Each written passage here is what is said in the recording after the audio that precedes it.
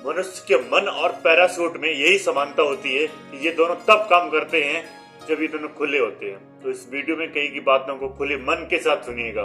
वक्त कब क्या रंग दिखाए हम नहीं जानते। जिस राम को रात में राज्य मिलने वाला था उन्हें सुबह वनवास क्यों मिलता।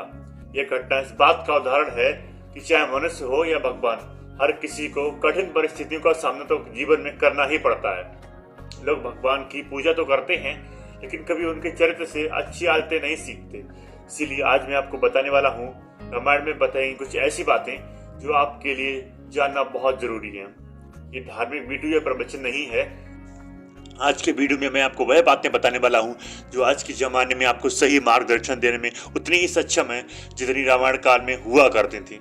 सबसे पहली बात तो भगवान श्री राम ने अपने जीवन काल में कभी कोई ग्रंथ नहीं लिखा और न ही उन्होंने कभी कोई प्रवचन दिए। उन्होंने कभी खुद को ईश्वर का अवतार बताकर समाज से बुराइयां मिटाने को कभी कोई अभियान भी नहीं चलाया था, बल्कि उन्होंने अपना जीवन ऐसा बनाया था कि लोग उनसे सीख सकें। अपने जीवन में आने वाली हर परेशानियां और हर घटनाएं को उन्होंने हंसकर स्वीकारा और अपने जीवन को एक उदाहरण बताकर यह बताया कि जीवन एक ऐसा सफर है जहां इंसान को हर तरह का अच्छा बुरा तजुर्बा मिलता है। अच्छे फलों का तो हम भरपूर फायदा उठाते हैं, पर मुश्किल की घड़ी में अक्सर अपने भाग्य को कोसने लगते हैं। ये बात हम सभी जानते हैं कि वक्त कैसा भी क्यों ना हो, अपने साथ कोई ना कोई सबक लेकर जरूर आता है, लेकिन कभी कभी हम उस सीख को समझ पाने में सक्षम नहीं हो पाते हैं। हम हमेशा अपने जीवन काल के उस समय में खोए रहते हैं जिससे उबर नहीं पाते जिसने हमें दुख दिया हो। हर इंसान अपने जीवन में आए अच्छे और बुरे वक्त पर हमेशा याद रखता है, लेकिन इसका मतलब ये बिल्कुल नहीं है कि आप अपने बुरे वक्त को लेकर बैठे रहें, बल्कि आपका ये फर्ज बनता है आप अपने जीवन काल की मुश्किल घड़ियों से सीख लें और जिंदगी में आगे बढ़ें। रामायण से साथ साथ अंकित होती है दुख से बड़ा शत्रु कोई नहीं है।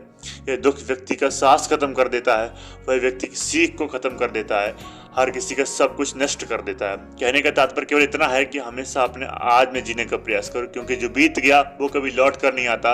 अगर आप उसके दुख में रहोगे तो जिंदगी में कभी हासिल नहीं कर पाएंगे। रामायण के अनुसार किसी भी मनुष्य में उसके उद्देश्य की प्राप्ति करने के लिए निम्नलिखित गुणों का होना अति आवश्यक है। सबसे पहले उदास और दुखी न होना, दूसरा अपने कर्तव्य का पालन की क्षमता रखना और तीसरा कठिनाइयों का बलपूर्वक सामना करना। रामायण के अनुसार हमेशा प्रसन्न रहना कुछ ऐसा है जिसे प्राप्त करना असंभव है। कहने का अर्थ यह है कि प्रसन्नता और दुख ये दोनों जीवन में आते जाते रहते हैं। ऐसा हो ही नहीं सकता है कि प्रसन्नता लगातार से प्रसन्नता जीवन में बनी रहे। इसलिए अपने दुखों से हार कर जीवन का अंत कर देने से कोई भलाई नहीं होती है, बल्कि सुख और आनंद का रास्ता जीवन से ही निकलता है। जो व्यक्ति हमेशा अच्छा और मीठा बोलता है, हर समय अपनी भाषा का ध्यान रखता है, किसी भी परिस्थिति में बुरे शब्दों का इस्तेमाल नहीं करता है, वह व्यक्ति जीवन में हमेशा उन्नति करता है। ये शाश्वत सत्य है कि बोलने से पहले शब्द मनुष्य के बस में होते हैं, किंतु बोलने के बाद मनुष्य शब्दों के बस में हो जाता है। यह बोले गए शब्द एक ऐसी चीज है जिसकी वजह से इंसान या तो दिल में उतर जाता है या फिर दिल से उतर जाता है। इसलिए हमेशा अपनी बातों को ध्यानपूर्वक कहें, क्योंकि हम तो कहकर भूल जाते हैं लेकिन लोग उन्हें हमेशा याद रखते हैं। भगवान राम को मर्यादा पुरुषोत्तम कहा जाता है क्योंकि वो हमेशा अपनी मर्यादा में रहते थे, अपने अनुशासन का पालन करते रहे। और ये बात हमें सीखने को मिलती है कि अनुशासन सुखी जीवन के लिए सबसे महत्वपूर्ण है।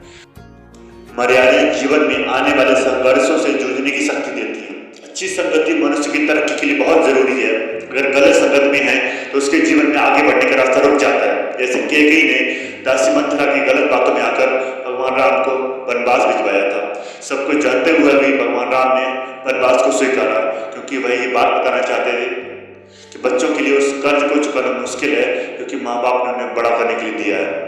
और रावण ज्ञानी था, धनी था, किंतु अपने अहंकार और क्रोध के चलते उसने अपने सब कुछ नष्ट कर लिया। इससे यह बात सिद्ध होती है कि आप चाहे कितने ही ज्ञानी और कितनी ज्यादा धनी क्यों ना हो, अगर आपके अंदर क्रोध और अहंकार जैसा गुण है तो वह एक न एक दिन आपका सर्वनाश अवश्य कर देंगे। इसी के साथ रामायण से हमें यह भी पता चलता है कि चरित्रहीन व्यक्ति की मित्रता उस पानी की बूंद की बात ही होती है जो कमल की पत्ती के फूल पर उगते हुए भी उससे चिपक नहीं पाती। इस तरह के मित्र एक न एक दिन आपको धोखा देकर आपका साथ छोड़ देंगे। दोस्तों, रामायण की कहानी देखने और सुनने से ज्यादा महत्वपूर्ण है कि आप उसमें कही गई अच्छी बातों को अपने जीवन में उतारें। और आज का ये वीडियो बनाने का उद्देश्य भी मेरा यही था कि मैं कम समय में कम शब्दों में रामायण में कही गई कुछ अच्छी बातें बता सकूं। अगर मेरा ये प्रयास आपको पसंद आया है इस वीडियो को ज़्यादा से ज़्यादा शेयर कीजिए।